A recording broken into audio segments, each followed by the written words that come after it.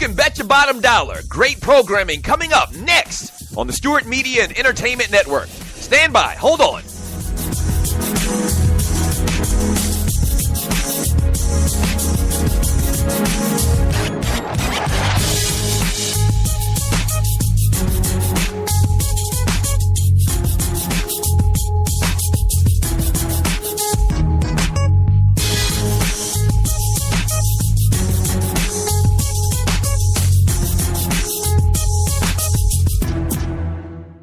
Talk at its finest, coming up next on the Stewart Media and Entertainment Network. In about 2 minutes, stand by.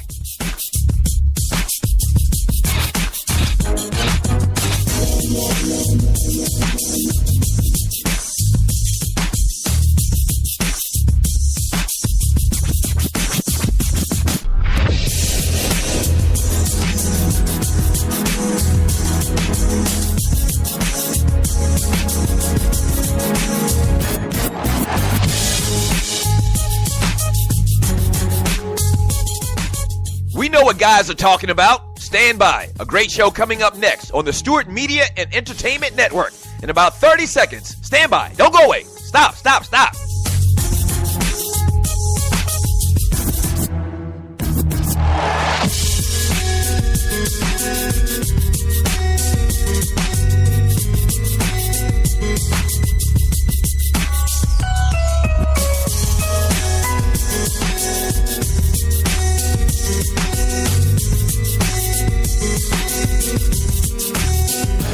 If they're talking about it at the barbershop, we're talking about it here on SME. Great show coming up in about 30 seconds. Don't go away. Stand by.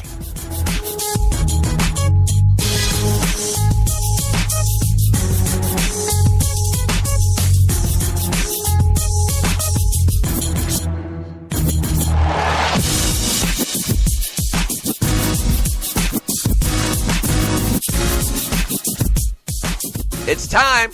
Sit back, relax, and enjoy. Another great product on the Stewart Media and Entertainment Network. Yeah!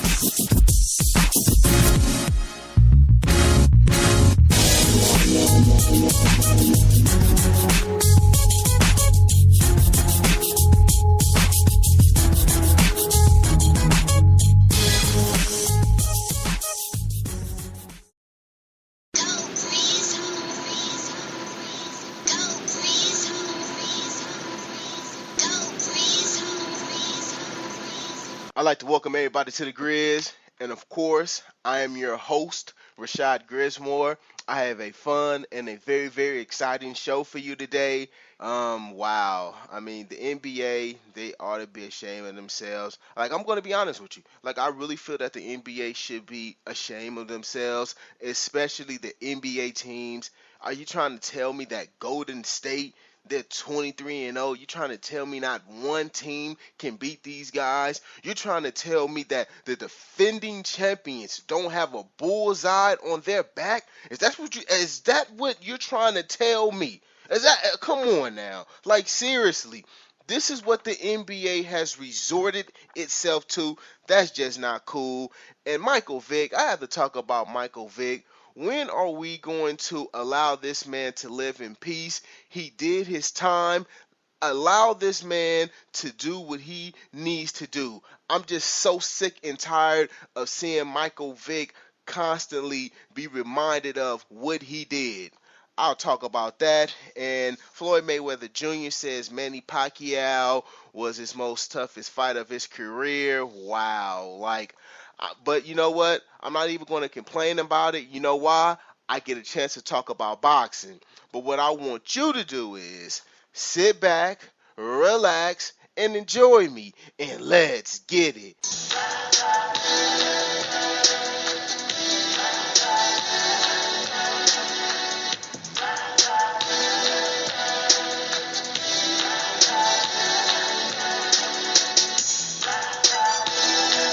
Thank you everyone out there for tuning in to me, the Griz, however it is that you are tuning in. So I was watching the news, I think it was Channel 9, they were talking about the new Star Wars movie that's getting ready to come out, and it comes out next Friday. And I'm watching the news and I'm watching them talk about this movie that I have never ever seen, and I probably need to go and see it because I'm one of those type of individuals. I like fantasy. I like the I love the Game of Thrones. What else is out there? The Hobbit movie. I went to the movies to go see all three of them. I was in the movies all geeked up, like straight geek mode, right? What else? The Lord of the Rings, that's my movie. Erugan, Nicholas. Oh man, I love that movie. I mean, yes, and I've said this before. People who have never ever heard my show, I'm like that cool geek. Like seriously, I'm like the cool geek that all the other geeks look up to. I'm that guy. I'm the kind of guy I will go to Comic-Con in San Diego. I'm not ashamed of it. Like I'm not. But what I am ashamed of is when I'm watching the news and I hear the news say that there are people outside right now, getting ready to go to the movies next week on Friday to go and see Star Wars. Like, wow. Like, I really want to know, where do they do that? Where they do that at? Somebody please tell me where they do that at. Obviously, for you to do something like that, you can't have a job. Because I don't know, well, you know what? You might have a job. You might have a 2-week vacation. But still, who does that? Seriously, to go see a movie? Hey, don't get me wrong. I love my Game of Thrones. Um, Lord of the Rings, that's my movie. I went to the movie theaters and I went to go see every last one of them. But trust and believe me, I'm not gonna wait no dang gone week to go see a movie. I'm just not gonna do it. I'm just not.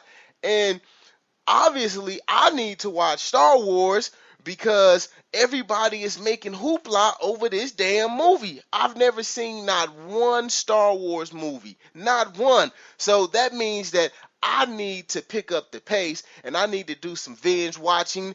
Now, people out there, please tell me because um, there have been a lot of them. So please tell me which one I need to watch. What are the main characters that I need to focus in on? The bad ones, I don't need to watch them. So please tell me which Star Wars that I need to watch because if everybody is going crazy over this, I need to be in the mix. I don't want to be that person that don't know what's going on. I need to be in the mix. I need to know exactly what's going on because yeah, I'm not liking that.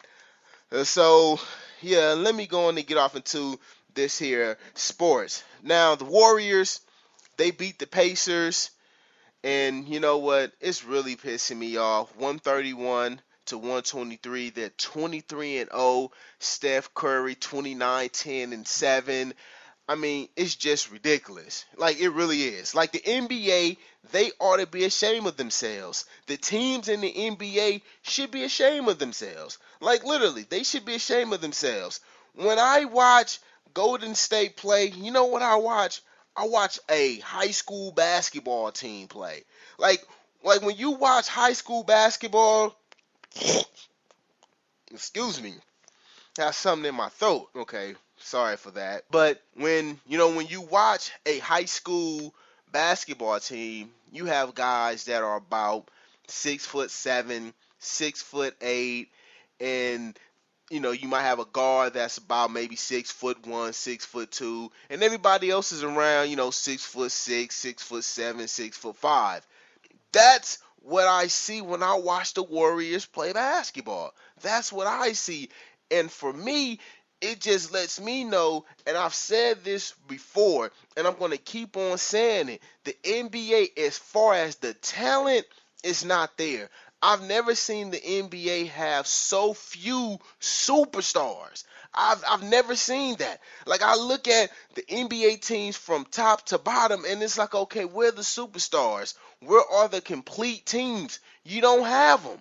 Like, yeah, you might have Oklahoma City. You might have Kevin Durant. San Antonio. I mean, now that's a team. That's a team. Do they have a superstar? Tim Duncan, yeah, he's a superstar, but he's old. Ginobili, no. Parker, he can still get the job done on certain days. Kawhi Leonard, nah, he's not there yet. Who else we have out there? Chicago, no. LeBron, of course. Who's that? Miami, no superstars. Indiana, Paul George, no, he's just a star. So we don't have a ton of superstars. We just don't.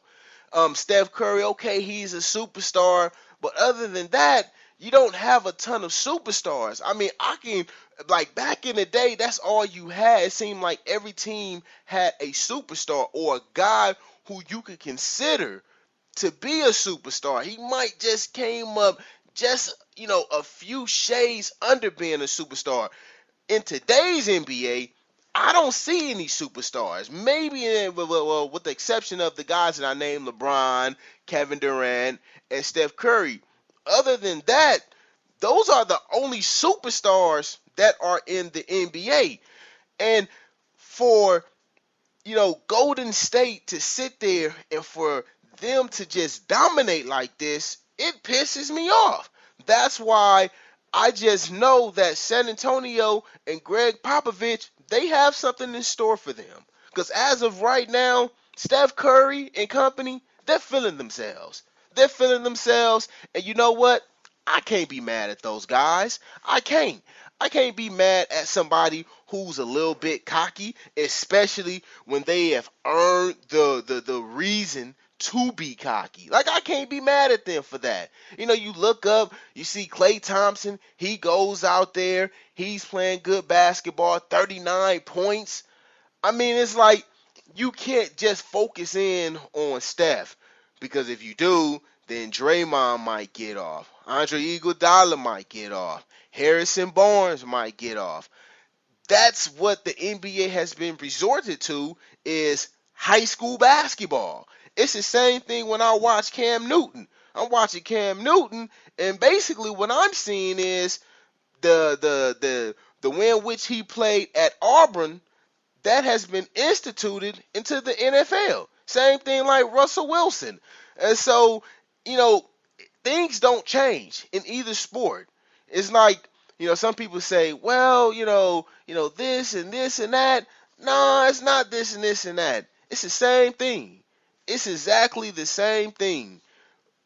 This is what I've seen in high school basketball. I remember seeing it. I remember when I would go see Dominguez play basketball, and this is when Tyson Chandler, when he went to D-High, and I sit there and I seen Tyson Chandler, he was 7 foot, but everybody else was 6'8", 6'7". When I went to go see Oak Hill Academy, nah, those guys was actually kind of like really, really tall. They had like a 7-footer. Like, those guys was like really, really big. But most high school teams you see, they're about 6'6", 6'7".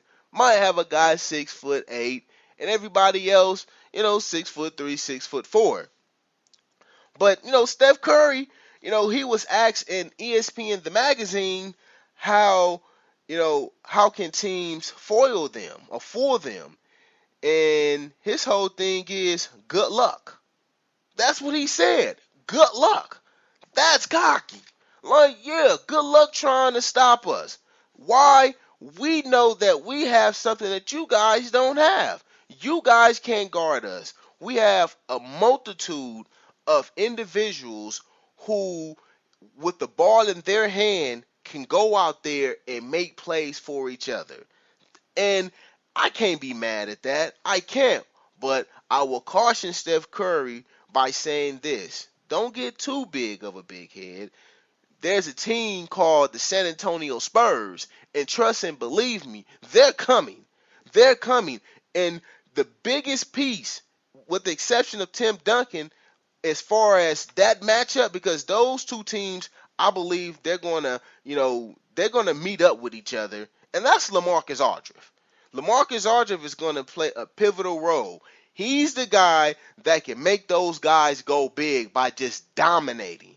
Draymond Green, if I'm Greg Popovich and LaMarcus Aldridge is being guarded by Draymond Green, I say, dude, you go out there and you get 40 to 50. Don't come back to this bench. Don't come back to this locker room without scoring 40 to 50 points. I don't want to hear it.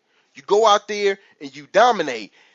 And, the NBA is just awful for me as far as the talent wise to see a team like this just dominate. And it's like I'm saying to myself, okay, usually when you have a team that's, the champions, everybody tries to go at them. Nah, that's not happening. They going out there and they're blowing everybody out. Now, maybe a lot of that is due to the fact that we really are not giving them their just due for the fact that they won the NBA championship. I know that I'm not giving them absolutely no credit. I don't respect their championship. Yeah, they won it. Okay, cool. But I'm not giving them any kind of love, and they know that. And so they're using that fuel to do what they're doing. I mean, here's the thing. How much credit do you really give Steve Kerr? Like, seriously, how much credit can you give that guy? He's not even coaching, and they're undefeated right now. For me, the person who deserves all of the credit is Mark Jackson. He's the guy that deserves the credit. He's the guy that brought that tough, defensive-minded that they're doing right now. We're going to play defense, and we're going to dominate on the offensive end. That was Mark Jackson. Now, this just came in my head right now, and I'm getting ready to kind of divulge a little bit from this topic. The Lakers situation right now, it's kind of bothering me. I love Byron Scott, I do. He's from Inglewood, but as of right now, I'm not really cool with the way in which he's coaching right now. I'm really not. I'm starting to see little trends, and I'm just not really feeling it. I mean, the Lakers, if they do fire him, and I don't want him to go. I really don't. I'm just speaking out in the atmosphere, and I want you to tell me if I'm wrong or not. Not even that. I just want to just put it out there. I don't want him to be fired, but Mark Jackson, for me, he would be a great acquisition for the Lakers. Look what he did with the Golden State Warriors. Steve Kerr, he benefited from the fruits of his labor. He was the one that got Steph there. He was the one who cultivated that team, and then Steve Kerr came along and pulled a John Gruden. That's exactly what John Gruden did with Tampa Bay. Tony Dungy, that Tampa 2 defense, got that team to a certain point. Remember, Tampa Bay was awful, and then Tony Dungy came in there, changed everything around. John Gruden, was there, won the Super Bowl. And then after that, the Tampa Bay Buccaneers was no good. But then Tony Dungy went on. He went on and then won the Super Bowl with the Indianapolis Colts. That reminds me of what happened to Mark Jackson. Yeah, the black man got dogged out, I know. In both cases, right? But that was a joke, y'all. I mean, things just happen. I mean, it's no, race or anything like that. I don't want people thinking that. But I'm just saying, this whole the Laker thing is for me. I'm just not cool with it right now. That's just for me. I'm not really liking what's going on now. As far as Byron Scott switching up the lineup, putting the two rookies, Randall and Russell, on the bench, I have no problem with that. Here's the thing about that. These guys, they've been okay. And I'm being nice when I say okay. So if you're not winning games with them starting, then why not bring them off the bench? Lou Williams and Nash Jr., those guys, especially Lou Williams, he's a seasoned veteran. He can get the job done. Nash Jr., I like him. He's an energy guy. What you want Byron Scott to do? What, sit Kobe? You know what? That probably wouldn't be a bad idea, but I'm going to stop. I'm going to stop. Roy Hibbert, you need him in the middle. So, I mean, what they going to do? Like, seriously, what are they going to do? So, what, Jordan Clarkson sit him on the bench? Maybe. But he's been the Lakers' best player, so you're not going to do that. You're just not going to do that.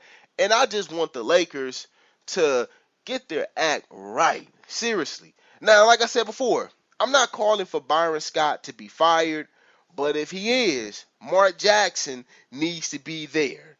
That's what I'm saying. And maybe, I didn't explain myself better, so I'm doing it now. If Byron Scott is to be fired, then I believe that Mark Jackson should be there.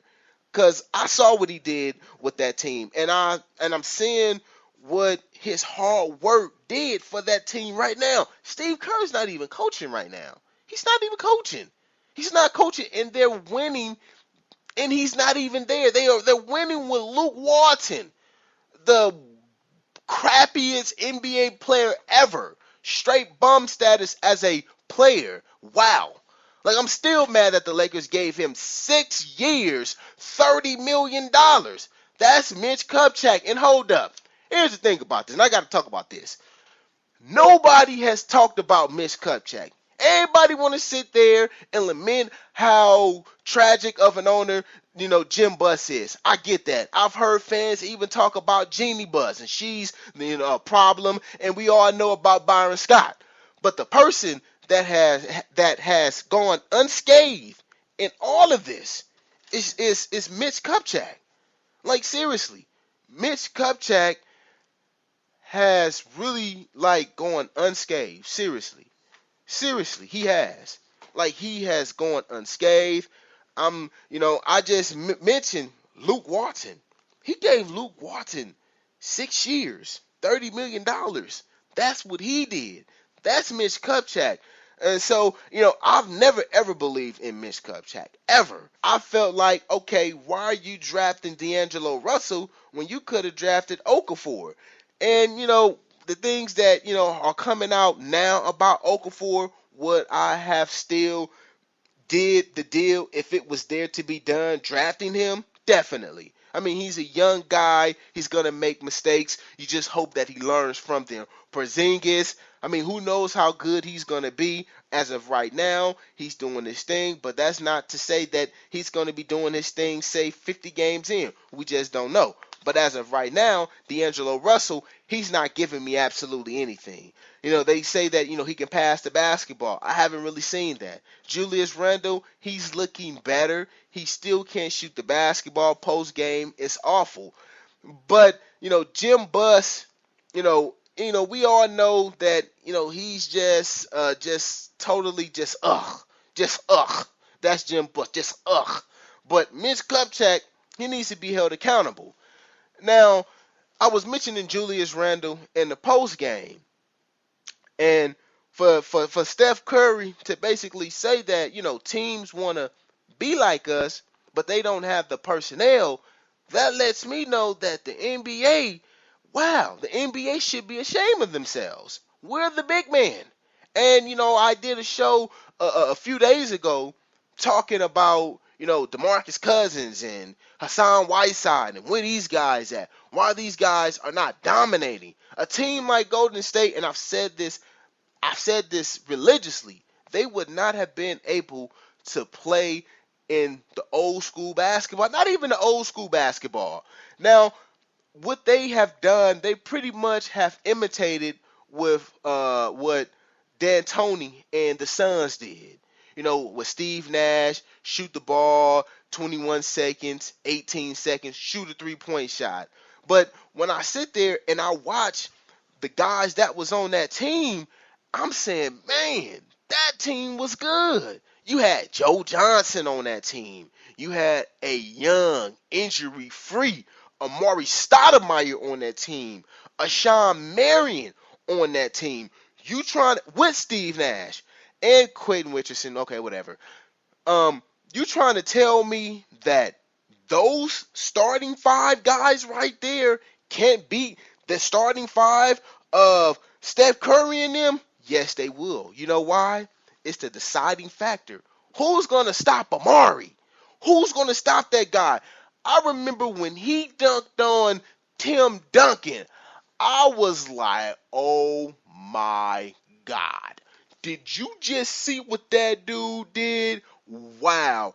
I mean, and I hope I don't get in trouble for saying this, but ball sacks everywhere on Tim Duncan. It was just awful. He was like, bam. And that's the great Tim Duncan that he did that to. There's no way in the world they would have been able to compete with those guys. Why? Sean Marion, he can take somebody out the game. Right along with Joe Johnson, who will go at Kobe Bryant. Wasn't scared of Kobe Bryant. You trying to tell me he can't guard Klay Thompson? Come on now. He would have locked him up and then dogged him out on the offensive side of the ball. I mean, just too much talent. Too much talent. Quentin Richardson was a decent defender. They would not have been able to beat that team. And the only reason why that team didn't win the championship was because of the Spurs. How you going to beat the Spurs? How? How you going to beat those types of teams when you got Tim Duncan? How? How? And even when, Joe Johnson left, how are you going to beat the Spurs? How? Like, seriously, how are you going to beat those guys? But coming up on the Griz, Floyd Mayweather Jr. says that Manny Pacquiao is his best win. Whoopee.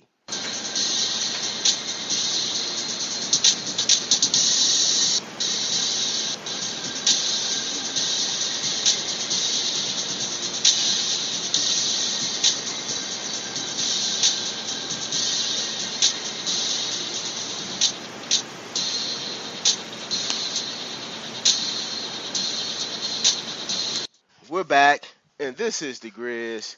I want to talk about this. I'm kind of getting upset every time that I see this individual on TV. Not because I dislike this guy, because I don't. I actually feel sorry for this individual, and his name is Michael Vick. When are we going to allow this man to just live his life? He did what he did. Okay, he killed some dogs. And I'm not sitting here saying that what he did was right, because what he did was wrong. But it's like he has to go beyond the call of duty. And for me, that's just not right. You trying to tell me that he has to do all of this for killing some dogs? But then it's okay for somebody or for the police to go around harassing black men and killing black men? Like, it's okay. It's okay for Trayvon Martin to just be walking down the street and then he gets killed? You trying to tell me that? And nobody goes to jail, but he kills some freaking dogs? Some dogs? We talking about life. We talking about human beings, but he kills some dogs. And you trying to tell me that he goes to jail for this, and then when he gets out, he has to keep on apologizing? Stop it. Dismiss me with that. Let the man live his life. He did what he did. He paid his debt to society. It's over with. It's a done data. I'm just fed up with it. You just don't understand. I'm fed up of that. Seriously, I'm fed up. I don't want to see that no more. Michael Vick, if you listening to me, brother, man, it's okay. You did what you did. I have no beef against you. I don't. You did what you did. Was it wrong? Oh, yeah, it was wrong. But you paid your debt to society. You ain't got to keep on going out there doing these service announcements for some dogs. Now, on Tuesday, the Pittsburgh Steelers quarterback drove 3 hours from Pittsburgh to Harrisburg, Pennsylvania in support of a PA House Bill 1516, or the Pets in Cars Bill, giving police the authority to rescue dogs and cats from cars due to unsafe temperatures. Come on now, man. Are you serious? He did that? Come on. And the only reason why he's doing that is because of what happened. It's over with. It's over with. Now, hold on. Now, he might be doing this. Sometimes you don't know the errors of your ways until somebody put that mirror and say, okay, this is what you did. And this is why what you did isn't right. Because dog fighting is a part of black culture. You might not know it, but it is. It's a part of black culture. And so maybe he thought that what he was doing was actually right. Who knows? And maybe he's trying to make amends for it. So if that's his way of thinking, then I applaud him for that. But if he's doing this strictly to have people get off of his back, then you know what? Damn them people, man. You did what you did. It's over with. The thing that trips me out about individuals, especially here in America, is that they don't want to let your mistakes just be your mistakes. You see, I'm the type of person, I don't try to sit there and I don't try to ridicule every person for doing something bad. You know why? I've done something bad.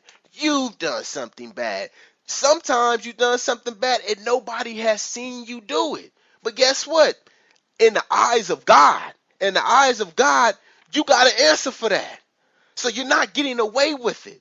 And individuals, especially here in America, we always want to sit here and judge somebody. I try not to judge people. I really don't. Because I know that my background, if you look at my closet and the skeletons in my closet, you'll be like, man, I don't know about that dude right there. We all have it. It's called being a human being. So allow this man to live his life peacefully. LeBron James, man, I want to talk about this before I get ready to go. LeBron James signed a lifetime deal with Nike. Now, a spokesman that's close to it told ESPN that the deal would surpass the 10-year, $300 million deal that they gave the Oklahoma City Thunder, Kevin Durant, talking about Nike. You know what? I respect LeBron James. I do. This man is an entrepreneur. He knows exactly what he's doing. He came into the NBA with a game plan. He wanted to be a billionaire. He's close to it. You know, when Dre made all that money from those headphones, guess what? LeBron James, he got some money out of that. And I just love the fact that he knows exactly what he's doing. I just love it. I love the fact that this young black man is going out there and he's making money and he's making a lot of it. And then, $15 million he invested in Time Warner. I mean, he's just doing his thing. And as far as the Dre beats, $30 million that he made from that. So LeBron James, man, do your thing. Seriously, do your thing, boy. I ain't mad at you. You go make that money. I mean, he's setting an empire for his family. When we think about most athletes, we think about athletes spending their money frivolously. He's not doing that. And if he is, he can do that because he's making money on top of money. What's the old saying? The only thing that's better than old money is what? New money. That's my time. You can reach me at thegriz.net. I'm the Griz. I love y'all, and I'm out.